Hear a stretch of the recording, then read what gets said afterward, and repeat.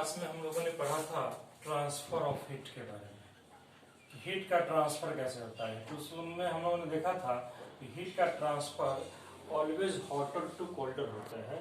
और उसमें हम लोगों ने देखा था कि हीट के ट्रांसफर के 3 वेज थे, जिसकी चर्चा पिछले क्लास में हुई थी। उसको सामने आज हम लोग डिस्कस करेंगे। हीट के ट्रांसफर के 3 वे हैं, कंडक्शन, कन्वेक्शन एंड रेडिएशन। और हम लोग देखेंगे, हम लोग जानते भी हैं कंडक्शन के केस के लिए सॉलिड मेटल का होना जरूरी है, सॉलिड सबस्टांसेस का होना जरूरी है। यहाँ लिखा हुआ भी है, conduction is the process by which heat flows through a substance without the moment of substance itself. जैसे लोहा है, लोहे का एक पॉइंट अगर हम लोग आग के नजदीक ले जाएंगे तो अगर वो पॉइंट गर्म होगा तो धीरे धीरे धीरे धीरे उसका सेकंड एंड भी गर्म हो जाता है। मतलब एक एंड के गर्म होने के कुछ समय बाद अब उसका सेकंड एंड भी गर्म हो जाएगा। इसका मतलब है कि वहां पे, और हम लोग जानते हैं कि सॉलिड के जो जितने भी मॉलिक्यूल्स होते हैं, एटम्स होते हैं, काफी पास पास होते हैं। मतलब सॉलिड के केस में पार्टिकल्स का मूवमेंट नहीं होता है, पार्टिकल्स का वाइब्रेशन होता है। मतलब जब हम लोग गर्म करते हैं तो पार्टिकल क्या होगा, वाइब्रेट करेगा। जब किसी भी सबस्टांसेस के वन पोर्शन को, किसी भी जब सॉलिड सबस्टांसेस के वन पोर्शन को गर्म करते हैं तो उसका सेकंड पोर्शन के पास जो हीट फ्लो होकर चली आती है वो पार्टिकल्स के मूवमेंट के कारण नहीं आती है।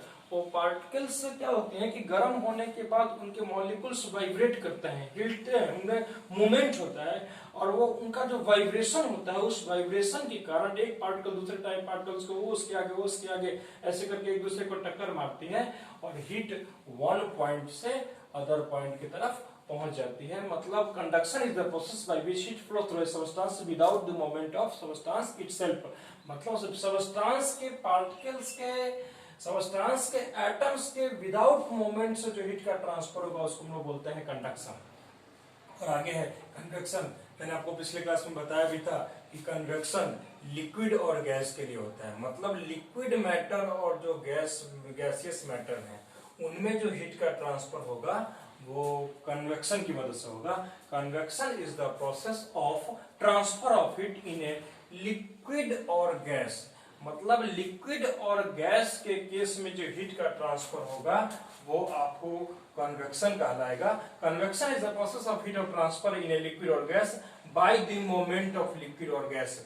मतलब इसमें एग्जांपल हम ले सकते हैं, अगर हम लोग पानी को गर्म करते हैं, किसी बर्तन में रख के पानी को गर्म करेंगे तो आप 2-4 मिनट बाद आप फील करेंगे कि जब उसमें आप उंगली को डुबाएंगे तो आपको ऐसा फीलिंग होगा कि वेसल्स के जो बॉटम लेयर में जो वाटर है वो ज्यादा गर्म है कंपेरिजन देन जो उसके टॉप लेयर है। मतलब पार्टिकल्स क्या होती है, जब गर्म होती है तो ऊपर जो नीचे वाले पार्टिकल्स है वो मूव करके ऊपर की तरफ आती है, नीचे का ऊपर, ऊपर का नीचे, ऊपर का नीचे, ऊपर का नीचे, ऐसे करते करते उनके पार्टिकल्स का मूवमेंट होता है। मतलब इसमें पार्टिकल्स क्या होते हैं, मूव करते हैं और मूव करने के कारण हीट का ट्रांसफर वन पॉइंट से अदर पॉइंट की तरफ होता है। और आगे है रेडिएशन। मैंने आपको बोला भी था कि रेडिएशन में हीट के ट्रांसफर के लिए किसी मीडियम की रिक्वायरमेंट नहीं होती है। यहाँ लिखा हुआ भी है, radiation is the process by which heat travel without the help of material medium. इसमें सबसे अच्छा एग्जांपल है सनलाइट है, सन रे है। सन की जो एनर्जी है वो हमारे पास आ जाती है स्पेस एरिया से। मतलब हमारा जो अर्थ का जो एटमॉस्फेयर का जो लेयर है उससे काफी दूर सूरज है और सूरज की रोशनी और सनलाइट और हीट हमारे पास पहुंच जाती है। मतलब सनलाइट को मूव करने के लिए, ट्रांसफर होने के लिए किसी भी मीडियम की रिक्वायरमेंट नहीं होती है, इसलिए इसको हम लोग रेडिएशन के रूप में स्टडी कर सकते हैं।